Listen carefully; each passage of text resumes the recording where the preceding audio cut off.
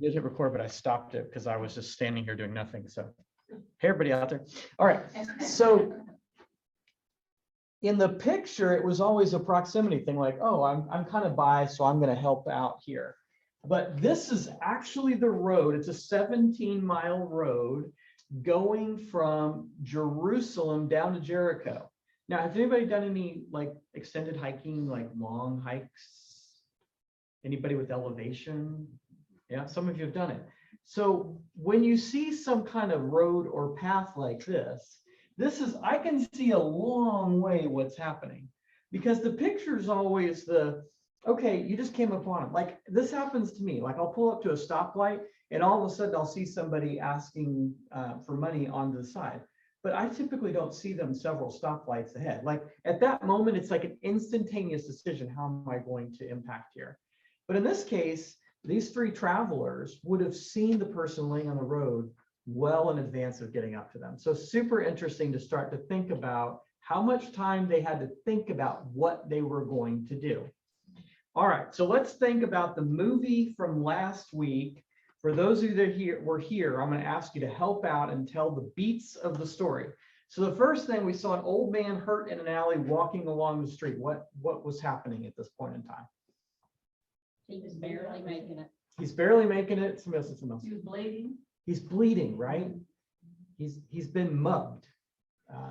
Stuff is scattered and strewn all over the place, and he's struggling. An elderly man. Elderly man, yeah. Absolutely. Yeah, the older I get, the less old he looks, but he's an elderly man. Older than me. All right, then a doctor and Peter arrive. What's happened here? Man's sitting on the side of the building. The doctor's in a hurry and basically ignores the situation. The Yeah. child is concerned. Yeah. So Peter's probably about 12, 13 years old, maybe 14. And dad pulls him up. He's dropping him off to go have breakfast. And the son says, hey, Dad, you think this guy's hurt? But his dad's a doctor. The dad's a doctor who should know. Yeah. What else is the dad? He thinks he tells the child the guy's just a drunk. Yeah, he's just a drunk. Don't worry about him. Like he did it himself. What else do we hear that the man is a doctor, but what else is he? He's a Christian. He's a Christian, and more specifically, he has a role in the church. Yeah, he's a deacon in the church. So the man should be helping as a doctor, but the man should also be helping as a deacon. He doesn't even get out of the car to go look at the guy. Remember what happens as they're traveling down the road? The first man, the priest, stays on the opposite side of the road, stays far away. The second guy, Peter's getting ready to meet up with his friends. And one of those guys is who? It's his youth director. And so they're getting ready to go to breakfast. And what happens at this point in time? Guy he stops and talks to him for a second, asks him if he's okay, but he can't speak because he's hurt so bad. Yeah. So the second guy, remember the Levite, gets closer to the man than the priest did. So this is exactly what happens. He kind of leans over, hey, mister, are you okay? Guy doesn't respond, and they head on off to breakfast. But you still see the concern from Peter, but he feels like if the youth director thinks it's okay, then who is he to question, that things are not all right. So he goes with the flow, so to speak. Yeah. So here's a kid who seems to have genuine concern here about the situation. Dad, deacon, and youth leader all are just kind of passed on by in different ways. So the youth leader makes that decision and kind of checks it out, leaves him alone, and moves on. Now we have a taxi driver helping out the man. What's happening in this scene? He looks like he could be part of the Taliban or something. Yeah. It's not somebody you would naturally just. But even when somebody walks up to him needing a ride, he says, no, go to the next one. I need help. I need to. Yeah. He gives up a Like fare. money out of his pocket. Yeah, money out of his pocket, just like the man gave the innkeeper the 2 denarii and said, hey, I'll help out. All right. So, and he looks like he's part of the Taliban. Now, what's interesting here some of us may look at that and say, ooh, that does look like a guy. He's reading an Arab newspaper. There's another thing that's happening in the scene. The taxi driver in this scene, this was filmed in 2006. So think about 9/11. We're not, but 6 years from that happening. And the taxi driver helps out the man, not who we expected to help out the man. And then we get to the hospital arrival in the waiting room. What's happening there? Taxi driver's waiting to make sure the gentleman's okay and if he needs to help more. Yeah, taxi driver's hanging out in the waiting room, giving up his day to find out how this man is doing, who he's never met, but just felt compelled to help. And the next day, what happens? The taxi driver pushing the man out in a wheelchair and taking him home. Or somewhere. Yeah, because they kept him overnight. Yeah. And so we assume he's taking him home. And what else is happening in the same scene? The teenager sees the man pushing him out and follows him out to see, I guess, how the man is. The older man turned out or got better for it. Mm-hmm. Yeah, I mean, you just wonder what this kid who's now seeing, because he's showed up here after, I think it was like a summer camp. He's there because it's the hospital where his dad works. So he's supposed to show up at the hospital. And then he sees this whole scene unfold. So he's seen a good bit of this. I can only begin to imagine what Peter is thinking and feeling. And as I watched the film, I had some pretty strong personal reaction to this. And I imagine some of you did as well. So that's what we're gonna pick it up. Now, for those of you that didn't see it, you kind of got a rough idea of what happened in the scene. And so now you're going to get to hear in a little 8-minute clip here, the Reverend who does the application or analysis of this story.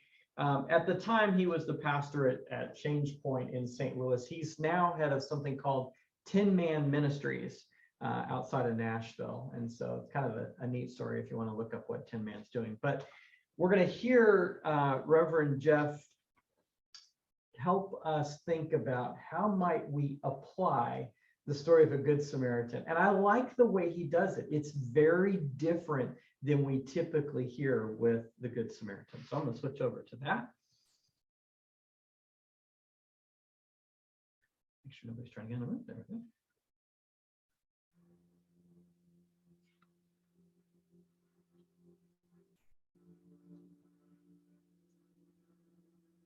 When I hear the parable of the Good Samaritan, I feel a range of emotions. I feel glad. I feel sad. I even feel angry. I put myself in the shoes of the characters of the story, and I wonder what I would have felt. I wonder what I would have done. Or more importantly, I wonder what I would do now. Answering these questions, I believe, is the key to unlocking what Jesus Christ wanted us to see in this parable of the Good Samaritan.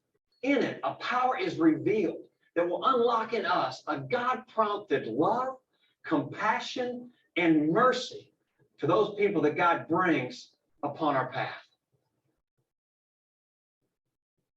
The first reality we have to recognize is that sin is as real as these bricks. It's not an abstract idea. And the consequences of sin or the effects of sin are just as real. All we have to do to know this is true is for us to look around. To look around, but even better yet, I know for myself, to look inside. And when I look inside, I know that sin has corrupted me. It's corrupted all of us. Sure, we'll admit we're sinners. But do we recognize just how desperate our situation is? That were it not for the grace of God, that we would find ourselves, if not physically, at least metaphorically, in an alley like this one, dead or dying, desperate, in need of help.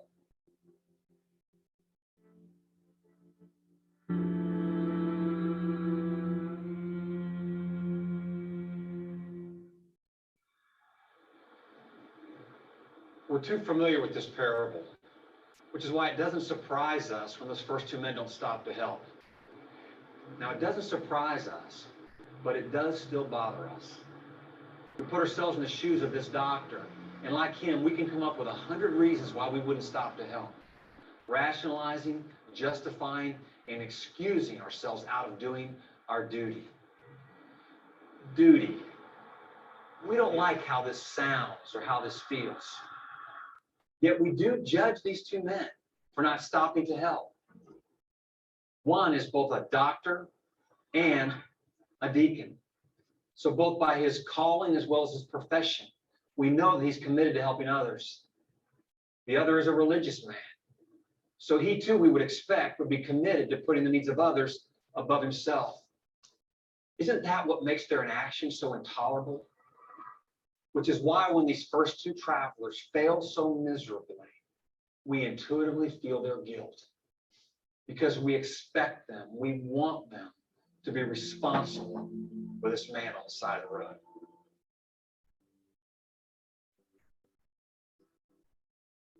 So let's put our two realities together. First, we know that sin is real and that it affects all of us. Secondly, we know it's our duty to love others. So do you see the problem? We know what it is that God expects of us.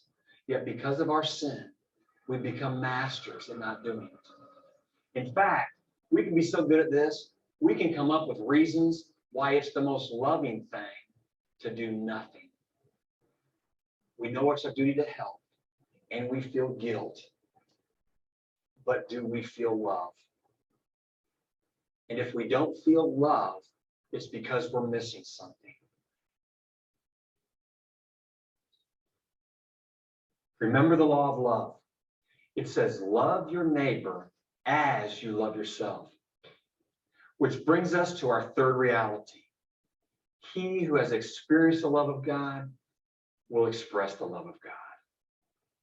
And he who has not experienced that love will not express it. Let me say that again, because that's what this is all about.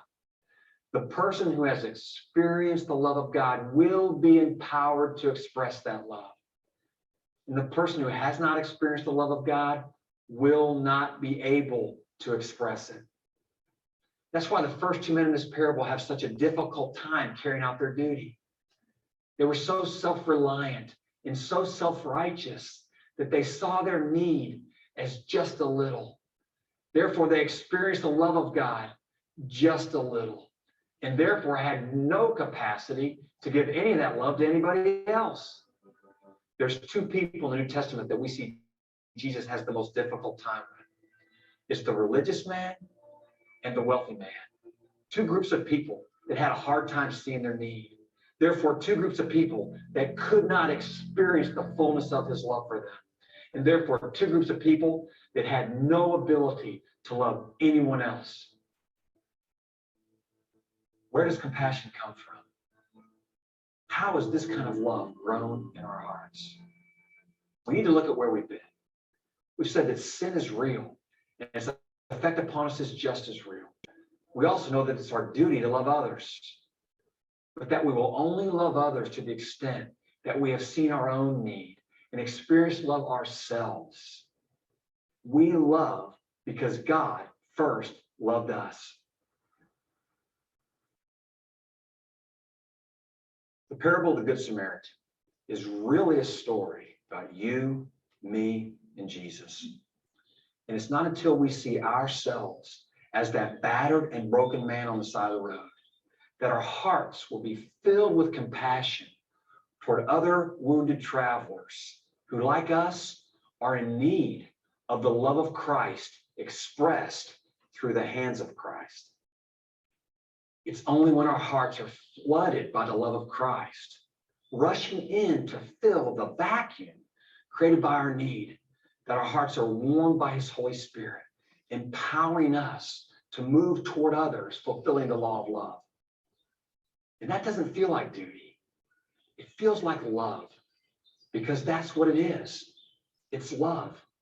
It is the love of Christ being poured out upon me and then through me like a conduit toward others in their place of greatest need. Now, I want to warn you, but then I'm going to encourage you. God isn't asking us to muster up some kind of self-will or inner fortitude that would cause us to love others. It just doesn't work that way, at least not for very long. God isn't asking us to be God. He's asking us to come to him with our need. And when he meets us in our place of need, we will find supernaturally him working through us to meet others in their place of need.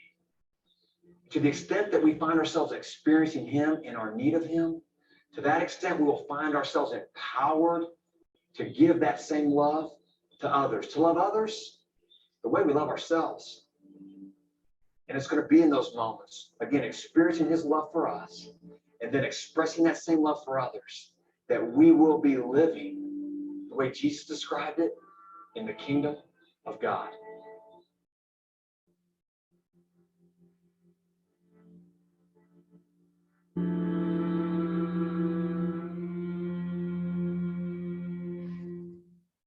Come the lights.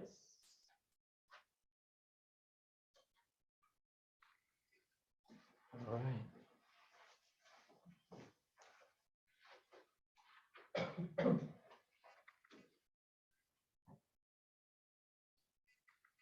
Oops, that's not right.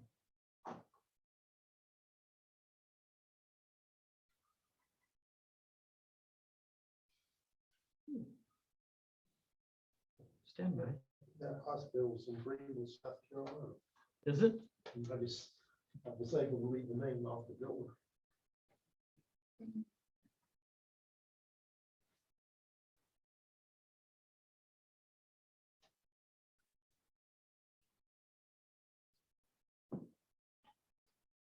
All right, this should work better.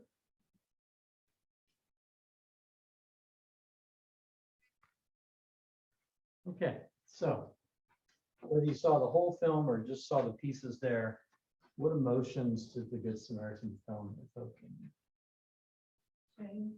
Same?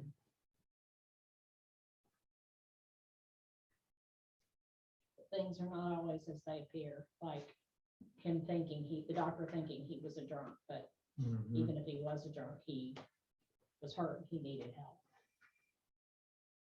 Yeah. I just say shame on that doctor. I mean, he should have got out of that car and went over there and checked that, Mhm. but it is the parable, so. Peter will probably make a better doctor Oh, that's a really interesting point. than his dad. Every time I see this, the point where the man hugs the cab driver is just like a stomach punch to me every single time. I'm not wanting to make excuses. What's that? I'm not wanting to make excuses for everybody, but I mean, you do get jaded. Mhm. I've been the cab driver and I've been the other people numerous times, different times in my life. Yeah. I agree with that. And I'm like you there, you know, been different roles. And the times when you can really render aid, that it's a blessing. I remember the first time I took my boys to New York City. We had not been there very long. And a lady came up and walked almost up to me, pushing a cart with a baby, and was looking for help. And as best I recall, I think we were on the way to the theater and time was a little tight and I didn't help her. And my older son, Carter, who top of my head right now, I would say was probably 6 at the time. He questioned me on it. He was like, why didn't you help? It's like, Dad, isn't that what we're supposed to do? Okay, he's now 26 and I have not forgotten that moment. And I think of that so many times when I'm in a situation to help out. It doesn't always make me do something, but it does definitely come to mind. And I remember saying something similar to him that the doctor says, right? You know, sometimes that's just the way things are. Struggling to figure out how to explain it to him. So I still remember that. So what would you do? What would you do? I don't think any of us really know until we're put in that situation. Yeah. You know, I became a little hardened when I worked at First Baptist Church in Huntersville, because we were kind of along the alleyway where people would come through wanting money for gas or wanting money for food, money, you know, this, that, and the other, and then they'd walk in with their nice telephones better than me, you know, and nice jackets and all this stuff, and then they want gas money, and my, being like the first guy, I'm like, when you left-handed, you not know you need gas to get to where you're going, you know, kind of thing by the end of the time. Used to be, I'd work and try to get stuff for them. I mean, I spent a lot of time just because I felt so sorry for them. And then I'd be taken, you know, and so many times after time that we finally, you know, did vouchers, had to get to where we just gave vouchers for Cash and Quick Stop, where they could go get $5 or $10 worth of gas only. They couldn't get anything else with it. They could get gas, but they couldn't buy a cigarette or beer or any of that kind of stuff. So we had a relationship, and it had to get to that point, which is really sad, but it kind of hardened me after a time. I mean, from when I first started really breaking my back trying to help these people to, you know, later, it just is sad that that's what happened, you know? Yeah, that jaded term, you know, Yeah. comes back. When you don't know, when you don't help or don't jump in a situation, you don't know if you're one of the other two people. If you're the Levite or Mhm. you don't really know. Yeah. But just a little bit more of a story here. So Abe Lehman worked, Abe's not here, is he? No. Good, so I can talk about it. Abe Lehman has been working with me for quite a while, and I used to really be the cab driver quite a bit, Mhm. and it just kind of fell out of it. It's not that I was just had a bad experience, just kind of ebb and flow, I guess, in life. Anyway, Abe tells a story to everybody in our office one day. He just felt compelled to stop for this guy on the side of the You road. told it here too. Did he? Yeah. I mean, And, most of these people. weren't. So it was, he kept having more stories. Not, sometimes it was about the same kid, but then it would be somebody else he'd help. And then somebody else he'd help. And I was actually jealous. And I was like, God, why don't you show me these people? I don't even see them anymore. I don't even get these opportunities. They were probably all there, Mhm. but I wasn't seeing them. And I really got jealous, you know, kind of on myself. But, you know, it does, But I think Abe. there's a reward, there's a giving is better than receiving. You do receive something. But I think Abe expressed too that he was fighting it, like, I'm in a hurry, I've got the kids. Oh, yeah. You know, Yeah. but he just kept Yeah. getting the nudge or the. Sorry. No, that's exactly the conversation I'm trying to lead. So But thank you somebody- for, Somebody told me they would rather, I don't believe in giving them money to go buy their liquor or whatever. And somebody said, well, whatever they want to do with it, I don't believe in that. And you have to be careful, especially now, if you want to see some, go to these ramps. Around Mooresville, everywhere, you know, it's like, you do have to pick and choose, and you have to be careful. And I've talked to some to try to figure out what's up with them. John, we had a homeless person in church this morning, What's good if they're here. not to pointing fingers at anybody, but I think she lives around here and walks and comes by the church. So I don't know the full story, but she used to be a flight attendant. I mean, she's somebody that's gone from pretty middle class to, and I don't know the story, but I just, I think there's some mental issues. Mhm. I'm a therapist, the days in behavioral health.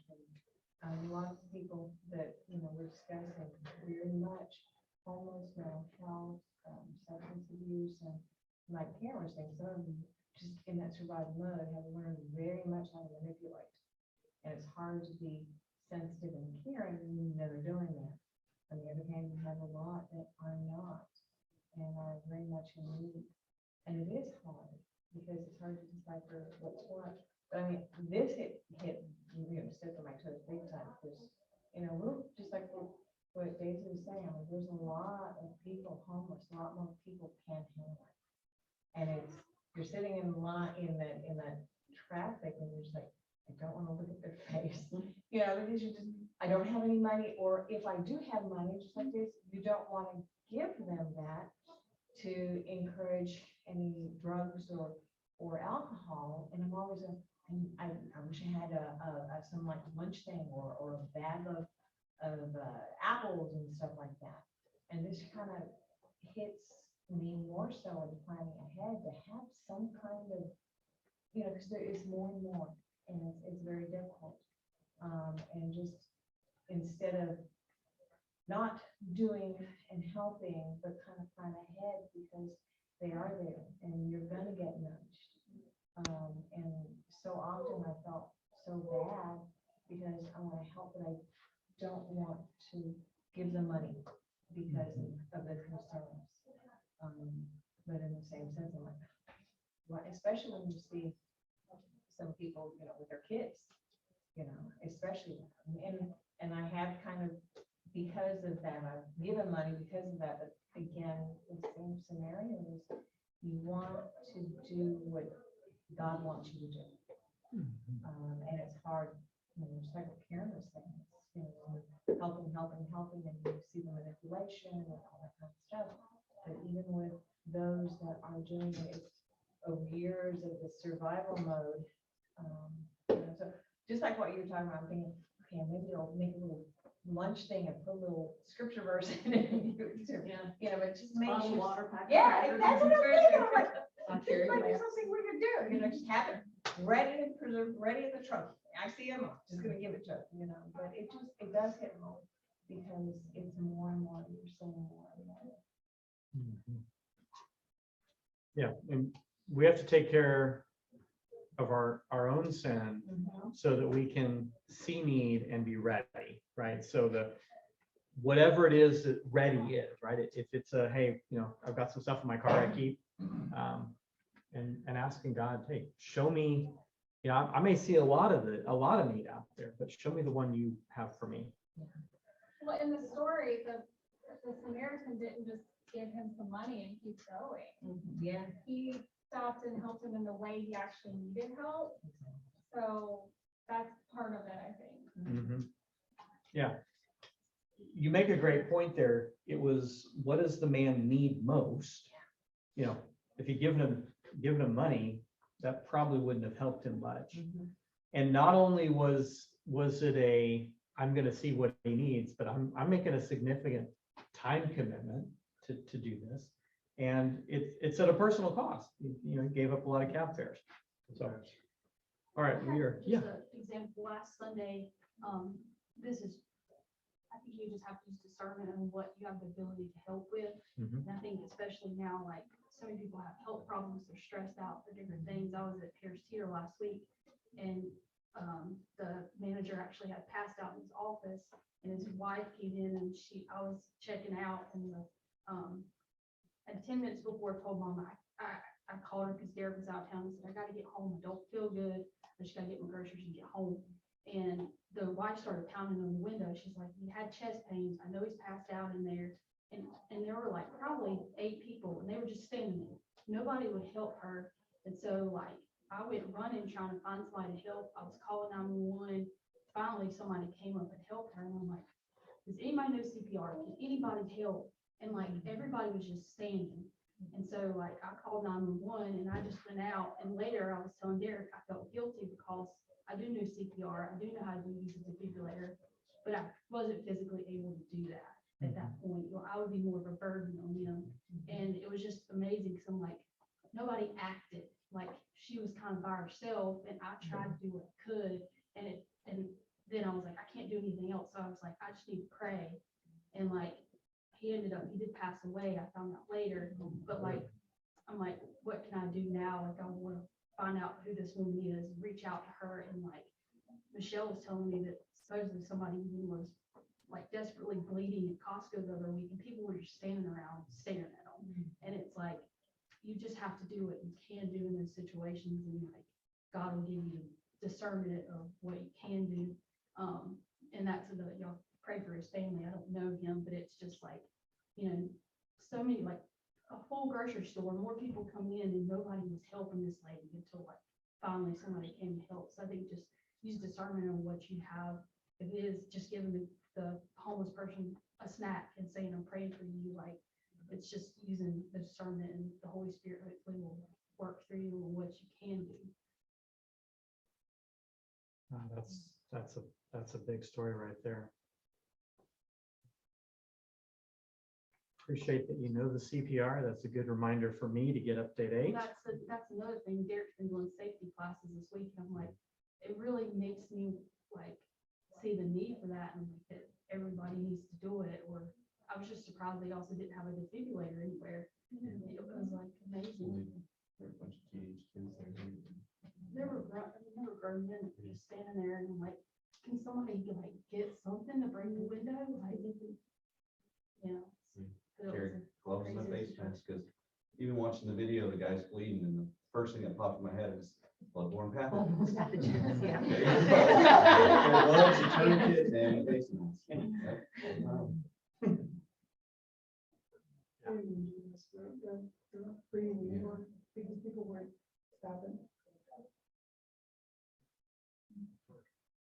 All right, there's a lot more we could unpack here, but I'll give people a chance to get to second worship service if you would like. So I'll wrap us up in prayer. Father, thank you for just making us aware of things in our own life that are keeping us from being able to share your love and letting it pour out through us. Help us to clear those so that we are more effective in recognizing needs and responding to needs. And we don't know what those are going to be. We don't know when we're going to come up upon them, but help us to be ready, to prepare ourselves to be your hands in our world. No class next week, class? No class next week. So 2 Easter services and egg hunt in the middle. So we'll pick up modern parables in 2 weeks. Thank you.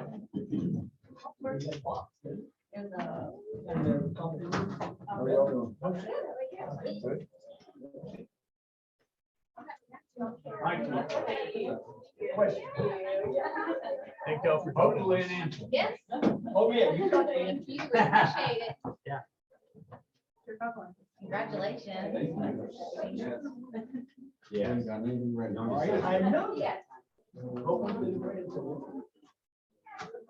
Should I get it? I'm praying for. Oh, it's your marriage. Oh, married? Yeah. Okay, Yeah, okay, 'cause sorry, I didn't know. sorry. those were mental things. No, a marriage.